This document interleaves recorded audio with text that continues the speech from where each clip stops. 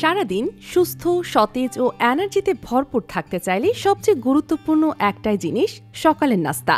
সকালের খাবার শুধু পেট ভরায় না, মেজাজ ঠিক রাখে, মনকে করে চাঙ্গা আর শরীরকে দেয় দরকারি পুষ্টি। তাই কি খাবেন সকালে, এ প্রশ্নে অনেকেই দ্বিধায় থাকেন। পুষ্টিবিদরা বলছেন এমন কিছু খাবার আছে যেগুলো নিয়ম করে সকালের নাস্তায় রাখলে সারাদিন আপনি থাকবেন একদম ফ্রেশ আর এনার্জেটিক। এখানে থাকছে এমনই 5টি খাবার যা সকালের মেনুতে রাখলে আপনি পাবেন পরিপূর্ণ পুষ্টি ও মন ভালো রাখার শক্তি।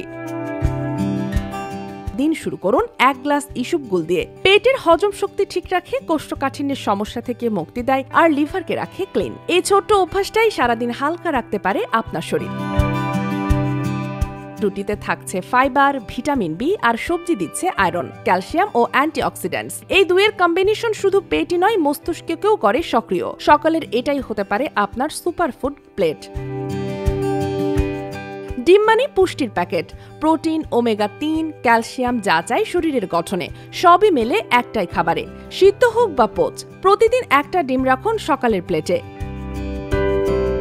শুধু ডিম খেলেই চলবে না, ঘি বা মাখন দরকার যেন ডিমের সব পুষ্টিগুণ শোষণ হয় শরীরে। কম পরিমাণে হলেও এই ফ্যাট শরীরে থাকা প্রয়োজন, তাই পুষ্টি লুকিয়ে আছে ঘিয়ের মধ্যেও।